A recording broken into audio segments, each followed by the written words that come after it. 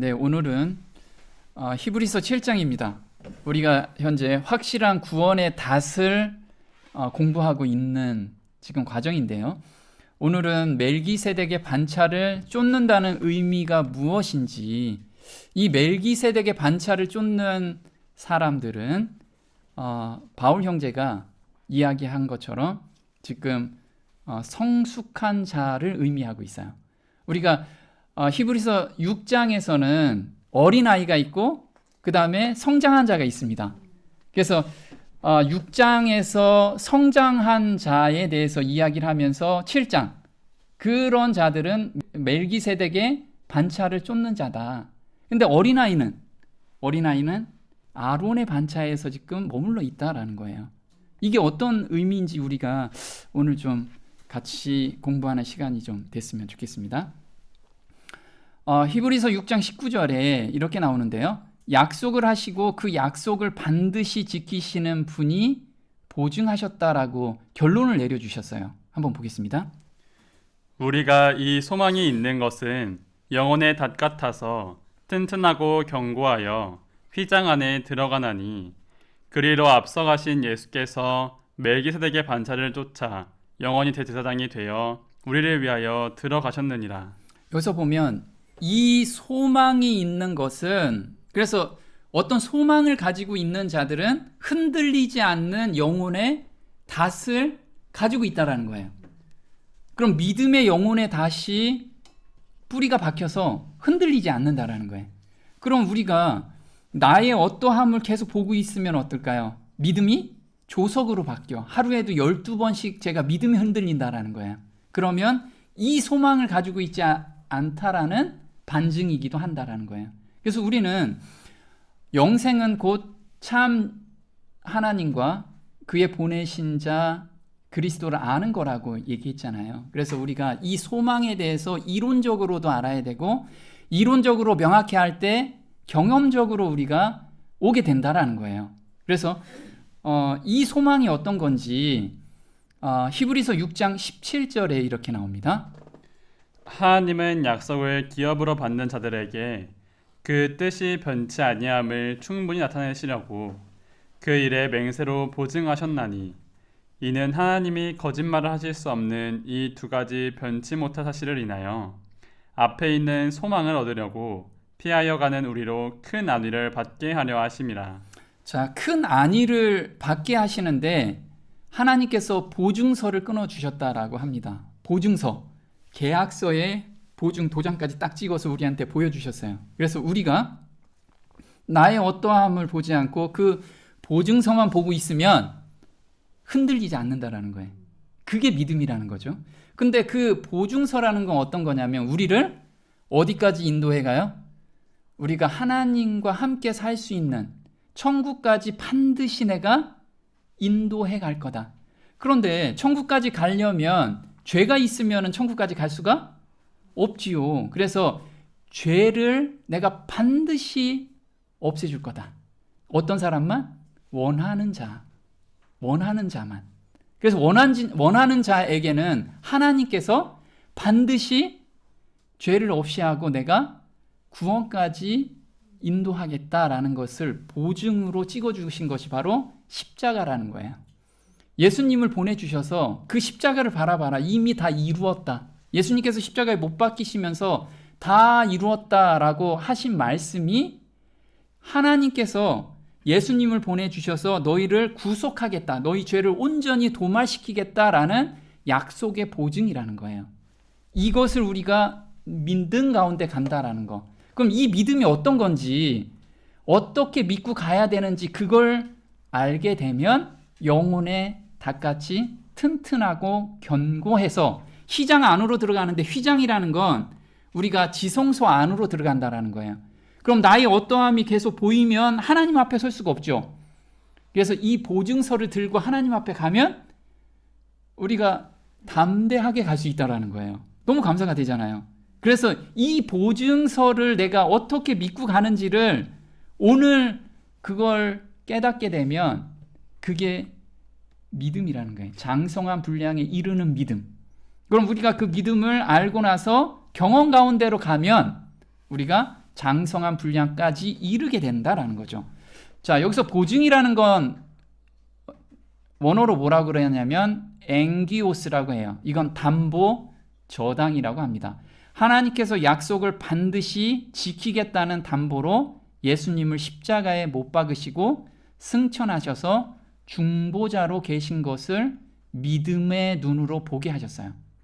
그래서 내가 죄를 졌을 때 하나님께서는 이 죄를 온전히 도말해 주겠다, 용서해 주겠다라는 보증으로 예수님의 십자가를 주셨다라는 거예요. 근데 내가 계속해서 죄책을 가지고 있죠. 근데 십자가에서는 죄책까지 다 가져가셨어요. 근데 내가 죄책을 계속 느끼고 있다라고 하는 건, 죄책을 느껴서 거기에 계속 눌리고 있다라는 건 무엇을 믿지 못하는 거예요? 십자가를 온전히 믿고 있지 못하다라는 반증이라는 거예요. 그걸 오늘 좀 더 구체적으로 봤으면 좋겠어요. 자, 히브리서 7장 22절에 이렇게 나옵니다. 이와 같이 예수는 더 좋은 언약의 보증이 되셨느니라. 그러므로 자기를 힘입어 하나님께 나아가는 자들을 온전히 구원하실 수 있으니 이는 그가 항상 살아서 저희를 위하여 간구하심이니라. 여기서 항상 살아서 간구하신대요. 항상 산다라는 건 잠시라도 쉼이 없으시다는 분이에요. 그럼 우리 죄를 잠시라도 안 가져가지 않으신다는 거예요. 잠시라도 0.1초라도 안 가져가시지 않아요. 살아있다라는 것은 선이야, 선. 선으로서 나눠진 점이 하나도 없어요. 그럼 우리가 예수님께만 가면, 우리가 예수님께로만 가면 언제든지 죄를 용서해 주신다라는 거예요. 그래서 이게 더 좋은 언약의 보증으로 주셨다라는 거죠. 자, 이걸 구체적으로 나는 그럼 예수님께 어떻게 이걸 가져가야 되는지 그걸 알아야지만 죄책감에서 벗어날 수가 있어요. 자, 그분 하나님께서는 우리가 자신의 것임을 확인하는 도장을 우리에게 찍어주시고 그 사실에 대한 보증의 표로 우리 마음속에 성령을 주셨어요. 그래서 이 도장이 찍혔다라는 것은 내 거다라는 보증이거든요. 근데 내가 하나님 것인지를 알 수 있는 것은 성령께서 그걸 깨우쳐 주신다라는 거죠. 근데 성령께서 어떻게 깨우쳐 주시는지 그것도 우리가 좀 오늘 알아야 돼요. 자, 고린도전서 2장 10절에 이렇게 나옵니다. 오직 하나님이 성령으로 이것을 우리에게 보이셨으니 성령은 모든 것 곧 하나님의 깊은 것이라도 통달하시느니라. 사람의 사정을 사람의 속에 있는 영 외에는 누가 알리요? 이와 같이 하나님의 사정도 하나님의 영 외에는 아무도 알지 못하느니라. 자, 하나님께서 우리한테 너는 내 거다라고 확인 도장을 찍어주신 것은 어떻게 알 수 있다? 성령께서 아, 내가 하나님 것이구나 라는 것을 알려주신대요. 그럼 나는 아직 모르겠는데? 그러면 성령께서 알려주시는 것에 귀를 기울여야 돼, 우리가. 자, 그걸 어떻게 귀를 기울이는지 그걸 좀 봐야겠죠. 자, 밑으로부터 올라가는 신앙이 있고 위로부터 내려오는 신앙이 있습니다. 자, 밑으로부터 올라가는 신앙이 이런 거죠. 지금 히브리서 6장에서 이야기하는 도의 초보에 대해서 이야기를 하고 있어요. 지난 시간에 우리가 도의 초보에 대해서 이야기했죠. 도의 초보는 우리 회개하는 것과 교리에 얽매이는 것들, 이게 도의 초보라고 이야기를 해요. 그건 구체적으로 무엇이냐면 도의 초보에 머무는 신앙은 사람의 노력으로 구원을 받겠다는 생각에서부터 출발을 해요. 그래서 의문의 율법을 지킴으로 구원을 받는다는 믿음. 그래서 내가 회개를 해야지만 구원을 받는다라는 믿음. 내가 무엇인가 해야지만. 근데 회개를 안 하고서 또 내가 구원을 받을 수 있나요? 근데 순서가 필요하다는 거예요. 순서가. 그래서 레위 계통의 제사 제도 아래 있는 믿음을 도의 초보라고 합니다. 예를 들면 나는 이렇게 철저히 회개했으니 용서해 주시라며 자신을 돌아보면서 괴로워하는 거예요. 우리가 죄를 지면 죄책감에 계속 눌려서 계속 회개를 합니다. 그러면 어떤 때는 이 정도면은 하나님께서 받아주셨겠지. 이런 믿음은 항상 흔들린다라는 거예요. 그런 믿음은 밑에서부터 올라가는 신앙이라는 거죠. 그럼 위에부터 내려오는 신앙은 뭘까요? 이거는 장성한 분량의 믿음이라는 거예요. 자, 바울 형제가 이걸 어떻게 썼냐면 로마서 5장까지는 거듭남에 대한 것, 칭의에 대해서 이야기를 하고 있어요. 그리고 거듭난 사람이 로마서 6장에는 침례에 대해서 이야기를 하고 있습니다. 그래서 로마서 7장에서는 거듭난 사람들이 계속해서 죄와 싸우고 넘어지고 그 다음에 죄책감에 눌리고 이 상태를 계속 이야기를 해요. 근데 로마서 8장에 가니까 8장 1절에 뭐라고 나오냐면 그러므로 그리스도 예수 안에 있는 자에겐 결코 정죄함이 없나니. 바울 형제는 로마서 8장에 넘어가서 정죄에서 벗어나는 그 경험을 하게 돼요. 그럼 이 정죄에서 벗어나는 경험이 바로 장성한 분량에 이르는 거예요. 그럼 우리는 죄책감에 눌린 가운데 계속해서 신앙생활을 하다가 자라고 어디까지 가야 돼요? 네, 죄책감을 벗어나는. 그럼 죄책감에 벗어났을 때 죄 가운데 빠져 있는데 죄책감 그냥 무디면서 빠진 거냐? 아니면 율법에 온전히 순종하면서 그 죄책감에서 벗어나는 거냐?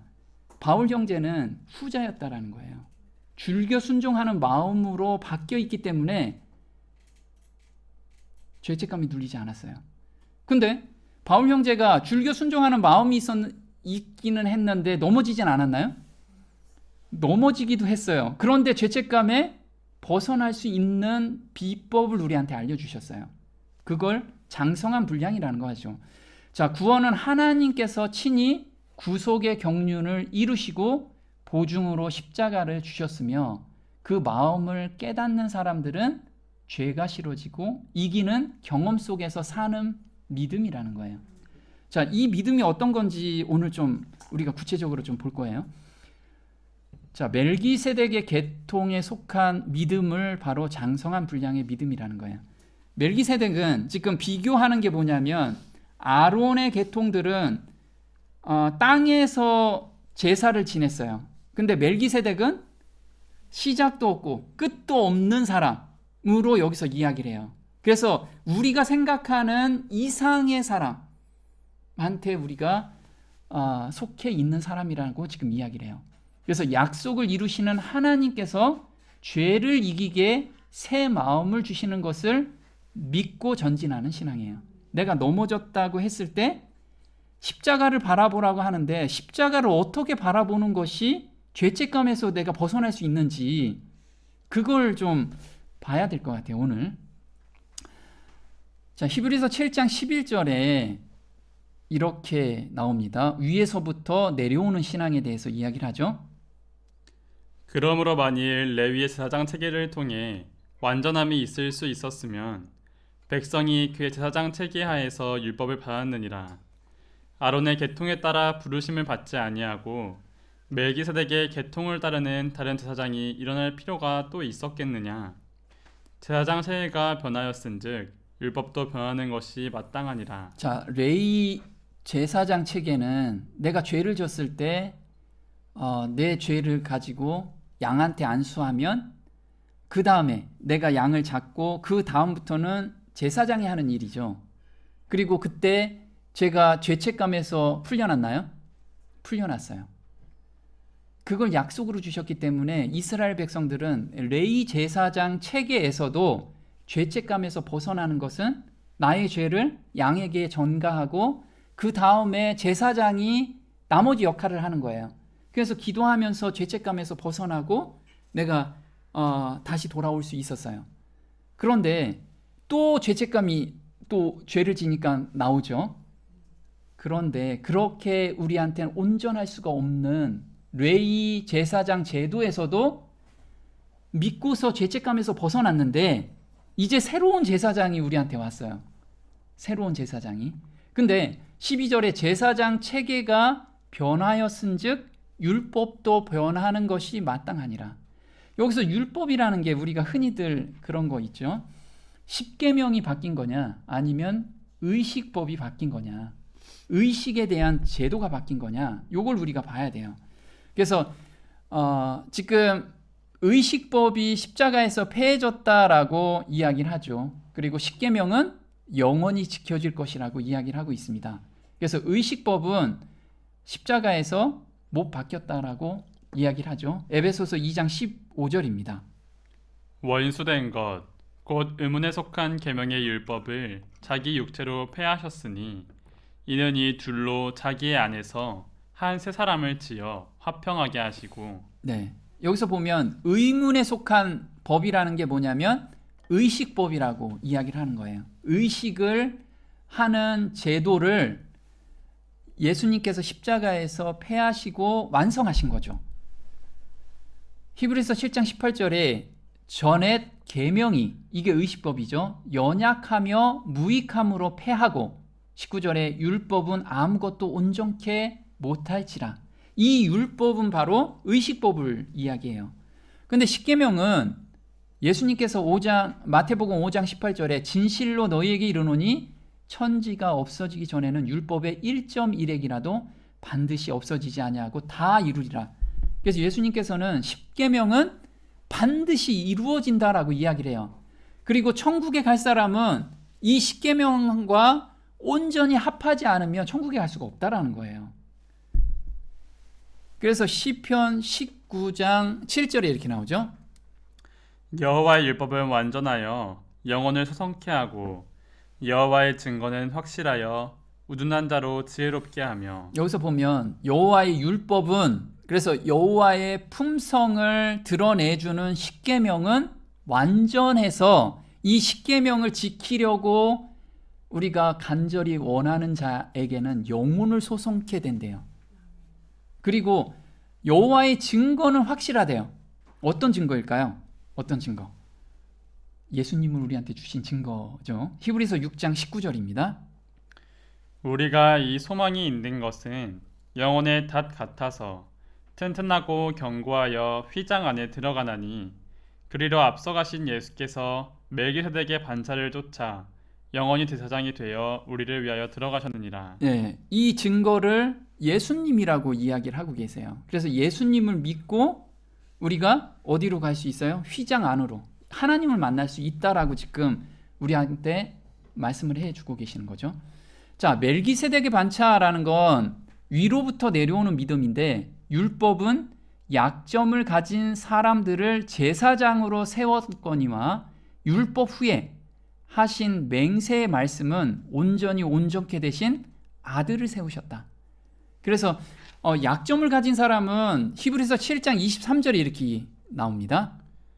저희 제사장 된 자의 수요가 많은 것은 죽음을 인하여 항상 잊지 못함이로되 저가 저 대제사장들이 먼저 자기 죄를 위하고 다음에 백성의 죄를 위하여 날마다 제사 드리는 것과 같이. 네, 그래서 약점을 가지는 사람들에 대해서 설명을 한 것은 제사장 된 자의 수요가 많은 것은 죽음 때문에 그렇다라는 거예요. 그리고 이 사람들은 온전하지 못하기 때문에 먼저 자기 죄를 먼저 고하고 사함을 받고 나서 제사를 지낸다라고 이야기를 하죠.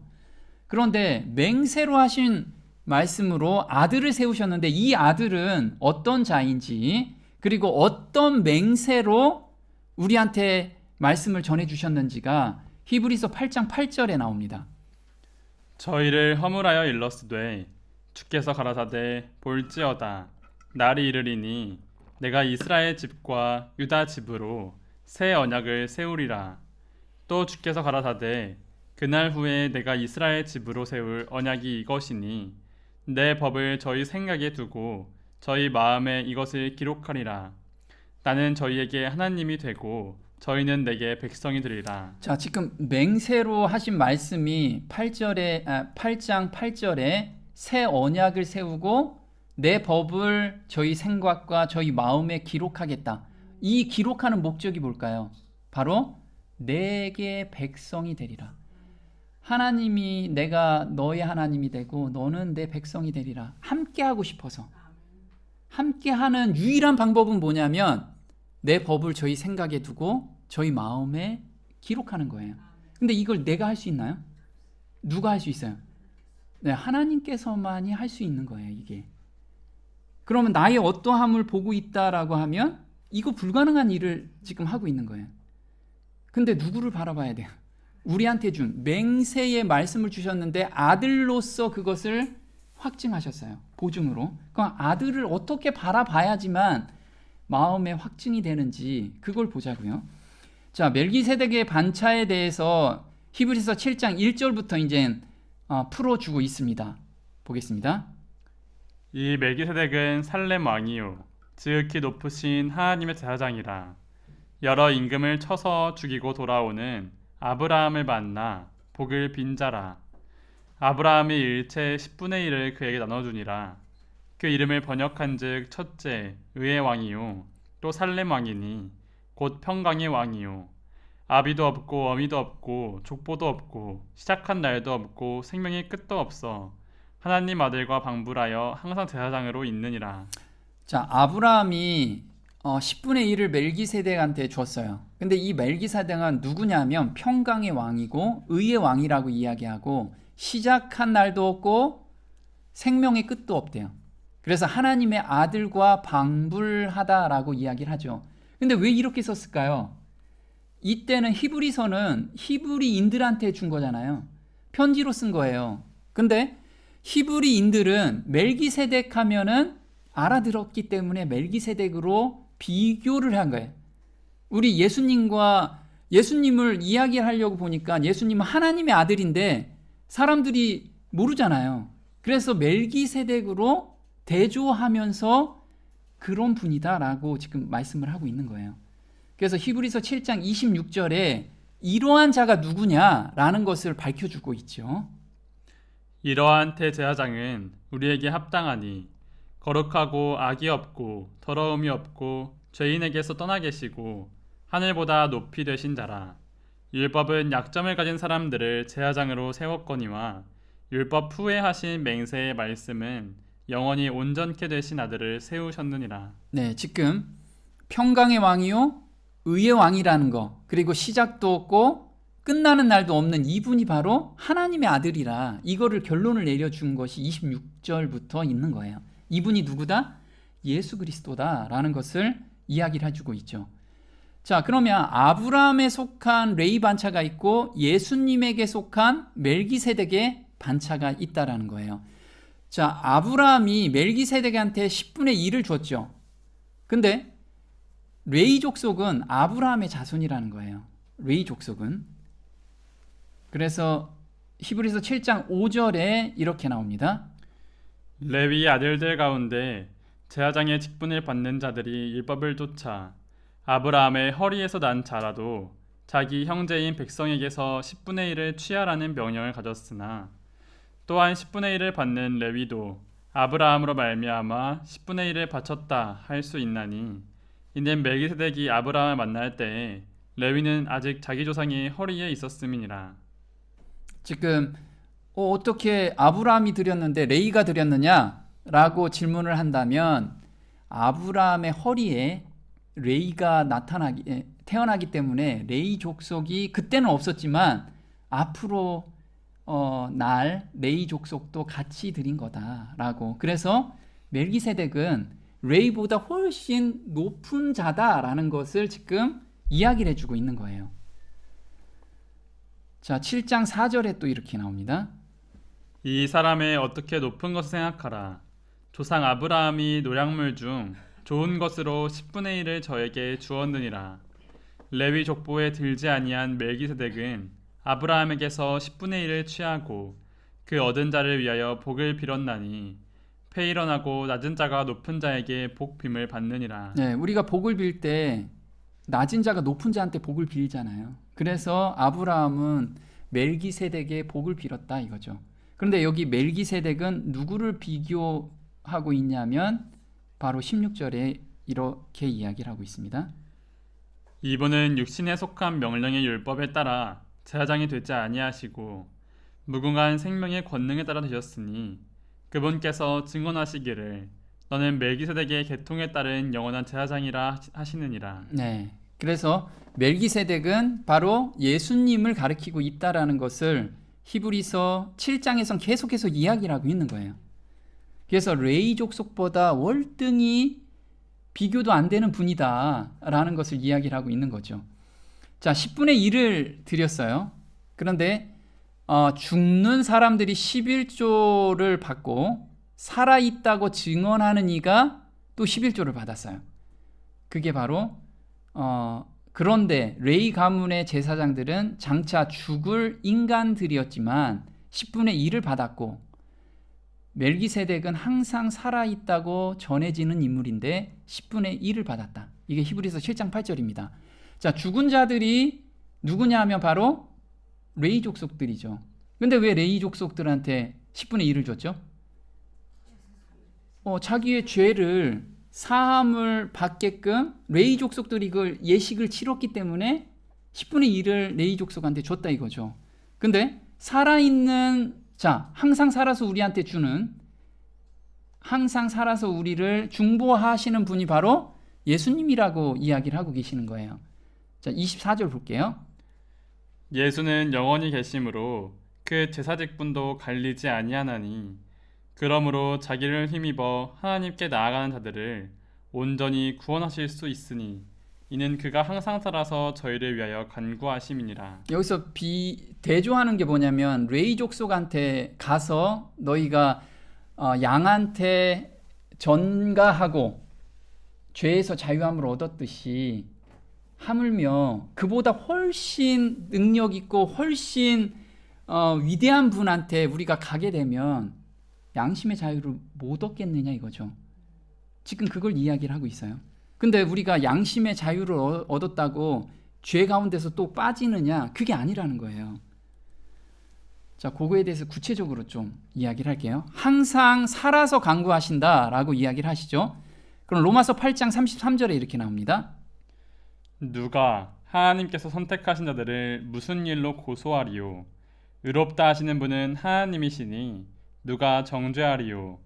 죽으신 분은 그리스도시요 참으로 다시 일어나신 분도 그리스도시니 그분께서는 바로 하나님의 오른편에 계시며 또한 우리를 위해 중보하시느니라. 자, 지금 죄책감에 눌려 있는 사람들 우리한테 로마서 8장은 죄책감에서 해방된 바울 형제가 기록한 게 로마서 8장이에요.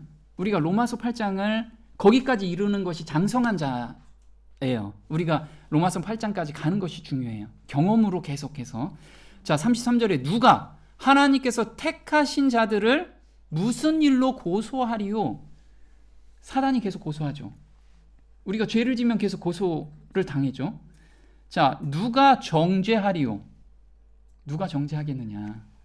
자, 이 뜻이 무엇인지 좀 볼게요. 지금 사단이 정죄를 계속하고 있어요. 지금 고개 숙인 자가 정죄를 받고 지금 죄책감에 눌려 있어. 우리가 지금 이 상태가 아니냐 이거죠. 이 상태에서 벗어나야 되는데 벗어나는 방법을 바울 형제는 깨닫고 우리한테 지금 전해주고 있는 거예요. 이걸 알아야지 되겠죠. 히브리서 9장 12절에 이렇게 나옵니다.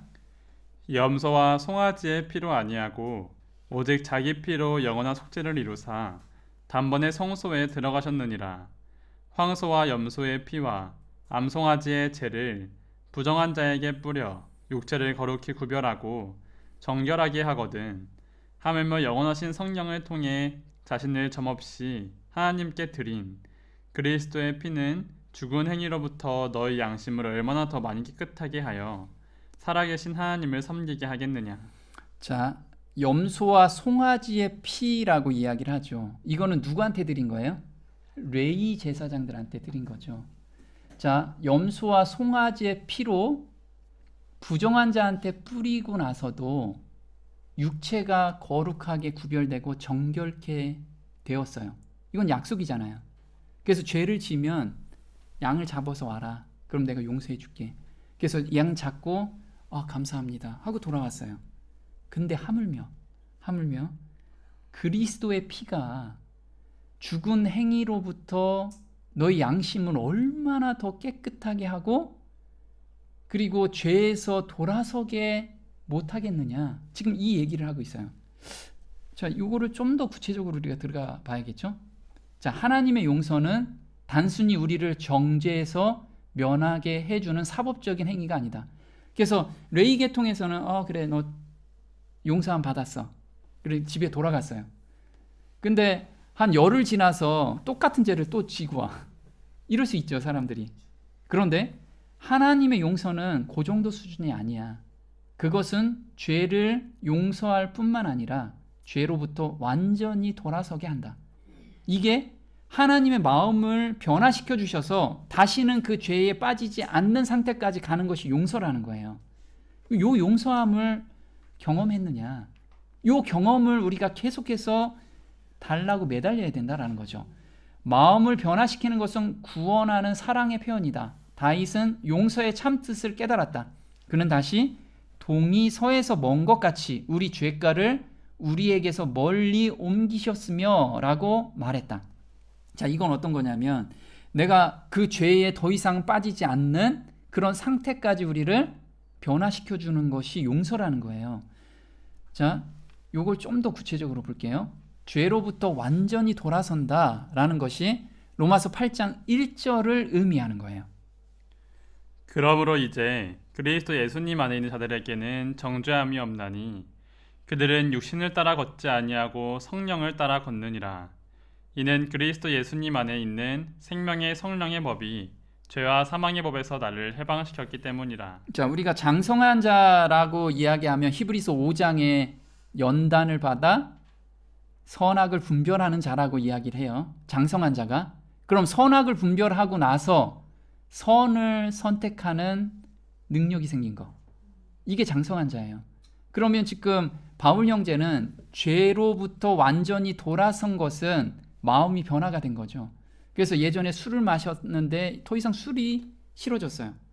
그리고 예전에는 나쁜 어떤 것을 하고 있었는데 그게 싫어지는 마음까지 변화 주는 것이 바로 하나님의 사랑이라는 거죠.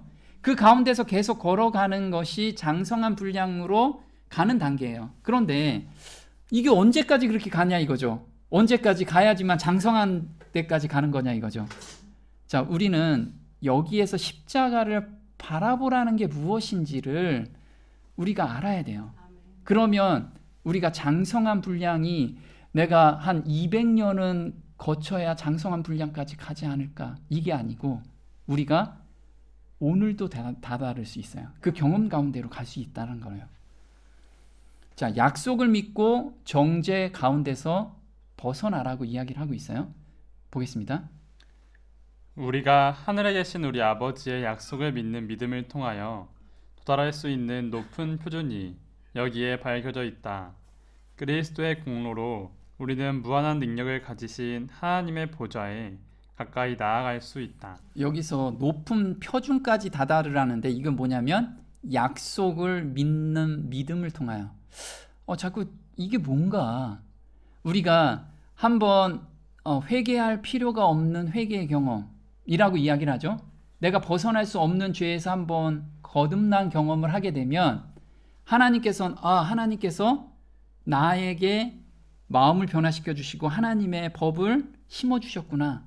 그러면 다음 죄의 유혹이 왔을 때 하나님께서 이것도 해 주시겠구나. 그러면 다음 큰 유혹이 왔을 때도 이것도 해 주시겠구나. 이걸 바라보는 거예요. 내가 넘어졌을 때 나를 보는 게 아니고 하나님이 해 주시겠구나라는 거. 그걸 바라보면 우리가 높은 표준에 계속해서 다다를 수 있다는 거예요. 볼게요. 그리스도인 생애는 겸손으로 특정 지어져야 하지만은 슬픔과 자아 열시 같은 것으로 특색이 이루어져서는 안 된다. 하나님께서 인정하시고 축복하시는 생애를 누리는 것이 각 사람의 특권이다. 우리가 언제나 죄의식과 흑암 아래 지내는 것이 하늘 아버지의 뜻이 아니다. 머리는 숙이고 심중은 자아에 대한 생각으로 충만해 있으면 참된 겸손의 증거가 아니다. 우리는 예수님께로 나아가 깨끗하게 되고 율법 앞에 부끄러움과 가책 없이 설 수 있어야 한다. 자, 여기서 뭐라고 이야기하냐면요. 언제나 죄의식과 흑암 아래 지내는 것은 하늘 아버지의 뜻이 아니래요. 그래서 내가 죄책감에 눌려 있는 건 하나님의 뜻이 아니야. 자, 그리고 참된 겸손은 무엇이냐면 우리가 그런 거 있죠. 머리 숙이고 심중은 자애에 대한 생각으로 충만해 있어요. 전 죄인입니다. 오늘도 죄를 졌고요. 전 죄밖에 없어요. 이 가운데 이게 참된 겸손이 아니라는 거예요. 우리는 예수님께로 나아가 깨끗하게 되고 율법 앞에 부끄러움과 가책이 없이 설 수 있게 된다라는 거예요. 어떻게 해야 될까요? 가책 없이 설 수 있는 거. 자, 보겠습니다. 그분은 가장 잔인한 죽음을 당하시고 하늘과 땅 사이에 범죄한 죄인으로 들림을 받아야 하였다. 그분은 천사들이 차마 볼 수 없어서 얼굴을 가릴 정도로 무서운 고통의 긴 시간을 견뎌내셔야 하였다. 그분은 자기가 져야 할 온 세계의 죄의 짐, 곧 율법을 범한 죄책을 지심과 동시에 아버지께서 얼굴을 숨기심으로 인한 영혼의 고뇌도 견디셔야 하였다. 자, 예수님께서 십자가에 달리실 때 죄만 가져가셨나요? 또 뭘 가져가셨다라고 이야기하죠? 율법을 범한 죄책까지 가져가셨어요. 자, 그러면 내가 지금 죄를 졌어요. 죄를 졌는데 죄책감이 오죠. 죄책감이 오는데 이 죄책감은 누가 지금 대신 지고 계세요? 예수님이 내가 지금 이 고통을 받는 죄책감, 내가 죄된 생각을 하고 죄에 넘어졌을 때 내가 죄책감을 갖죠. 근데 이것보다 훨씬 더 예수님이 죄책감을 지금 가지고 계세요. 그걸 안다면 죄가 미워지게 된다는 거예요. 그걸 바라보라는 그걸. 우리가 내 걸 보면서 죄책감에 눌리라는 거기에선 벗어날 수가 없는데 예수님의 사랑을 내가 느낀다면 예수님께서 내 대신 죄책감에 지금 눌려서 정말 고통을 당하고 계신다라는 걸 생각한다면 그걸 깨닫는다면 성령께서 그걸 깨우치게 해주신다면 죄가 슬퍼해진다라는 거예요. 이게 죄가 슬퍼진다라는 거예요. 자, 참된 겸손이 무엇인지 볼게요. 예수께서 가라사대 내 말을 내가 믿으면 하나님의 영광을 보리라 하지 아니하였느냐? 왜 그대는 나의 권능을 의심하는가? 왜 나의 요구를 반대하여 이론을 붙이는가? 그대는 내 말을 이미 들었다. 만일 그대가 믿으면 그대는 하나님의 영광을 보리라. 자연의 이치대로의 불가능이 전능하신 하나님의 하시는 일을 막을 수 없다. 회의와 불신은 겸손이 아니다. 그리스도의 말씀에 대한 절대적인 믿음이 참된 겸손이며 참된 자기 포기이다. 자, 여기서 보면 회의와 불신은 겸손이 아니래요. 그럼 내가 죄책감이 눌려서 그래도 제가 회개를 좀 해야죠.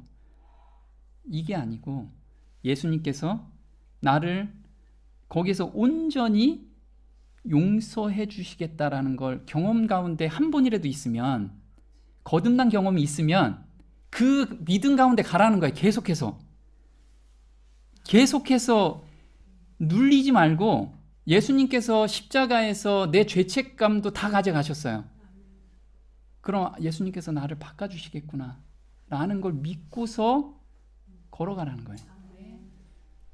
자, 이 믿음을 경험하고 쌓인 것이 야곱의 환난을 통과하는 믿음이라는 거예요. 자, 내 상태를 보면서 회개하지 않은 것이 있는지 돌아보며 괴로워하는 것이냐, 이렇게 괴로워하는 과정으로 거칠 수 있어요. 근데 장성한 분량까지 간 자만이 야곱의 환난을 겪을 수 있어요. 근데 야곱의 환난을 겪는다라는 건 뭐냐면 하나님의 언약을 믿고 반드시 나를 변화시켜 주신다라는 걸 믿고 회개했을 때 새 마음으로 죄를 이긴 믿음의 경험을 돌아보며 언약을 반드시 이루시는 표로 십자가를 주셨기에 그것만 바라보며 믿음을 굳게 하는 사람만이 통과할 수 있다는 거예요. 자, 한번 구체적으로 볼게요. 야곱이 씨름하던 긴긴 밤 동안 사단은 죄의식으로 그를 눌러 그를 낙담시키고 하나님을 굳게 붙잡고 있는 그의 마음을 흔들어 버리고자 애썼다. 야곱이 고난 중에 천사를 붙잡고 눈물을 흘리면서 간청하였을 때 하늘에서도 그의 신앙을 시험하고 그의 죄를 회상시키시고자 그를 피하시려고 노력하셨다. 자, 지금 보면 사단은 죄의식으로 그를 누르려고 했어요. 근데 우리가 여기서 죄의식을 예수님께 드리지 않는 자들, 경험이 없는 자들은 여기서 100% 넘어진다라는 거예요. 왜? 사단은 이때 더 크게 우리를 죄의식에 눌리게끔 한다라는 거예요. 그런데 또 신앙을, 하늘의 사자도 그의 신앙을 시험하고 그의 죄를 회상시킨다는 게, 이것도 시험에 지금 허락하신다라는 거예요. 그는 자기가 죄를 회개한 것을 지적하고 해방시켜 주시기를 탄원하였다. 그래서 지금 야곱은 그런 죄 가운데서도 예수님을 믿고 내가 해방된 경험을 가지고 있잖아요. 그래서 그걸 믿고 계속해서 기도를 하는 거예요. 자기의 생애를 되돌아볼 때에는 그는 거의 절망 상태에 빠진다. 그래서 나를 돌아보는 거 굉장히 중요해요. 거기서 눌리는 가운데 삶을 살았잖아요. 그럼 이때 눌려서 벗어날 수 없다라는 거예요. 그걸 벗어나는 경험을 가져야 돼요, 우리가. 그러나 그는 천사를 굳게 붙들고 절실한 번민의 부르짖음으로 승리를 얻을 때까지 간청하였다. 또 볼게요. 악의 세력과의 저들의 최후 투쟁에서 하나님의 백성들이 당할 경험도 이와 같은 것이 될 것이다. 하나님께서는 저들의 신앙과 저들의 인내와 저들을 구원하시는 그분의 능력에 대한 저들의 신뢰심을 시험하실 것이다. 사는 저들이 아무런 희망이 없고 저희 죄는 너무 커서 용서받을 수 없다는 생각을 일으켜 저들을 위협하고자 노력할 것이다. 네, 최후의 투쟁에서도 우리가 똑같은 경험을 하게 되는데 구원하시는 그분의 능력에 대한 우리들의 신뢰를 시험하신다라는 거예요. 야곱의 환란이. 그래서 지금 내가 죄책감에 눌려 있다라고 하는데 거기서 벗어난 경험이 없다라고 하면 이 경험이 없잖아요. 그럼 우리는 여기에서 벗어날 수가 없다라는 거예요. 또 볼게요. 저들은 저희 자신들의 결점들에 대하여 깊이 느낄 것이며 저들의 생애를 회고할 때 저들의 희망은 꺼져갈 것이다. 그러나 하나님의 은혜가 큰 것과 자신들의 성실한 회개를 기억하고 저들은 어찌할 수 없는 회개하는 죄인들에게 그리스도를 통하여 하신 하나님의 언약을 이루시기를 간청할 것이다. 저희 기도가 즉시 응답을 받지 못한다고 저희 믿음이 약해지지 않을 것이다. 자, 여기서 보면 회개하는 죄인들에게 그리스도를 통하여, 그리스도의 십자가를 통해서 우리가 전가하고 하나님께서 내 마음을 변화시켜주는 그걸 믿는 믿음, 이걸 하나님이 언약으로 주신 거예요, 우리한테. 그래서 하나님의 언약을 이루시기를 간청하는 거예요. 그 죄책감이 왔어도 하나님이 변화시켜 주신다라고 약속하셨잖아요. 도장 찍어 주셨잖아요. 그리고 나의 삶을 돌아보면 내 삶 속에서는 선한 것이 하나도 없지만 하나님께서 저를 변화시켜 주셔서 여기까지 저가 왔잖아요. 이 경험 가운데 있는 자들을 의미하고 있는 거예요.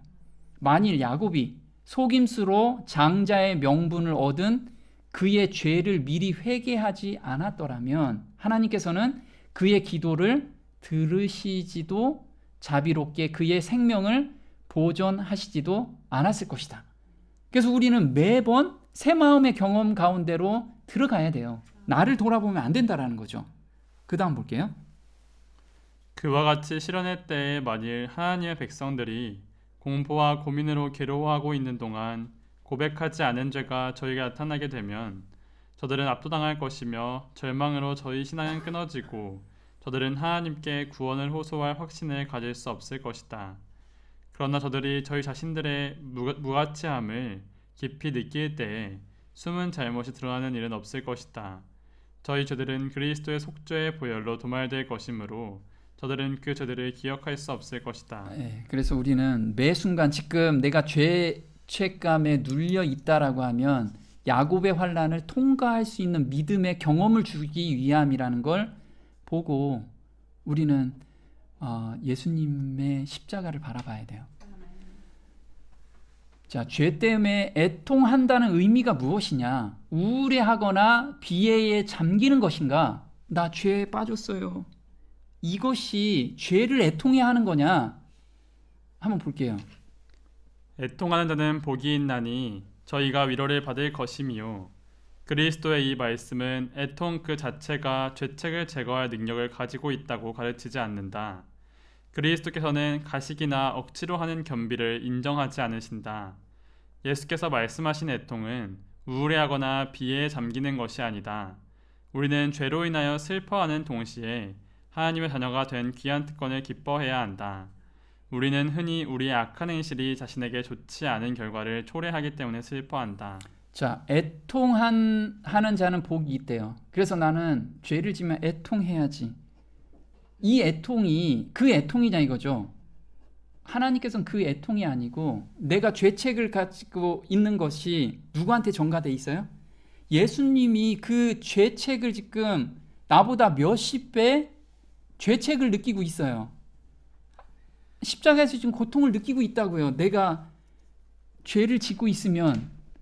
그러면 그 죄 때문에 나의 사랑하는 예수님께서 십자가에서 지금 고통당하시는 걸 보면 죄가 미워진다라는 거예요. 그게. 그러나 이것은 회의가 아니다. 죄를 진정으로 슬퍼하는 것은 성령의 역사의 결과이다. 성령께서는 구주를 모욕하고 슬프시게 한 감사하지 아니한 마음을 드러내어 우리로 십자가 밑에서 통회하게 하신다. 모든 죄로 말미암아 예수께서 다시 상처를 입으시는 바 우리 때문에 찔림을 받으신 예수를 바라볼 때에 우리는 그리스도께 고뇌를 안겨준 죄로 인하여 슬퍼하게 된다. 이러한 애통이 죄를 버리게 하는 것이다. 자, 우리 여기서 이야기하는 게 밑에서부터 올라가는 신앙은 나를 보면서 내가 회개해야지. 이게 신앙이 아니고 나 때문에 고통당하시는 예수님을 바라보면 죄가 슬퍼지는 그것이 위에부터 내려오는 신앙이라는 거예요. 그래서 십자가 밑에서 통회하게 되는 게 뭐냐면 예수를 바라볼 때 우리는 그리스도께 고뇌를 안겨준 죄로 인하여 슬퍼하게 된다. 죄가 슬퍼지는 게 이런 거라는 거예요. 이러한 애통이 죄를 버리게 한다는 거예요.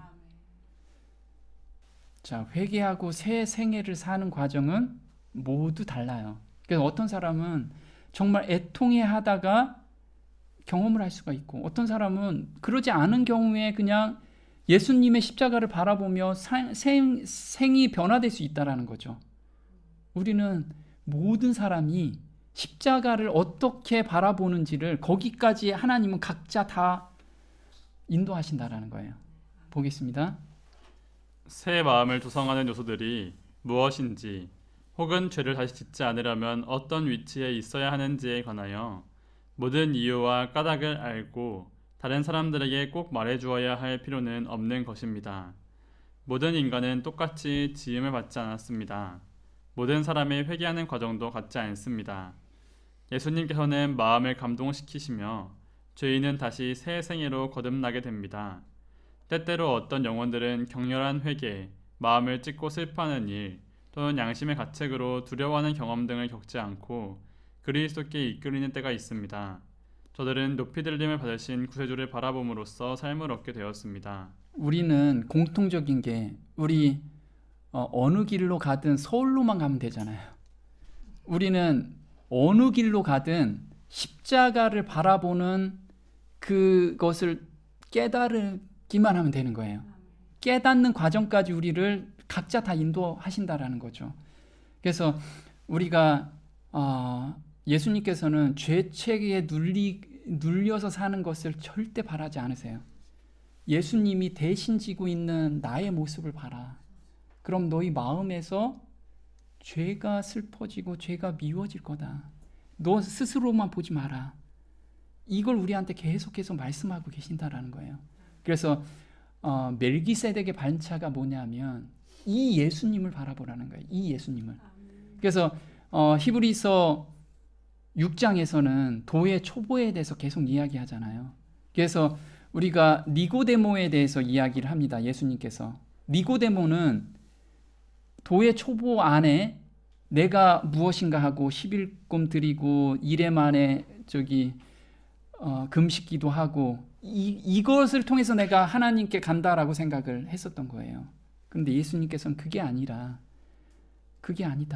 라고 사람이 거듭나야 된다라고 이야기를 한 거예요. 그 거듭남에 대해서 우리가 지금 거듭난 사람들이 어떻게 완전한 상태로 가는지, 죄책에 눌리지 않는, 정죄에 눌리지 않는 가운데 가야 되는지를 지금 알려주시는 것이 히브리서 7장부터 8장, 앞으로 9장 우리한테 계속해서 이거를 좀 더 깊숙하게 말씀을 해주고 있어요. 그래서 우리가 하나씩 보면서 이거를 하나님의 마음을 깨닫는 성도가 됐으면 좋겠습니다. 오늘 여기까지 하겠습니다.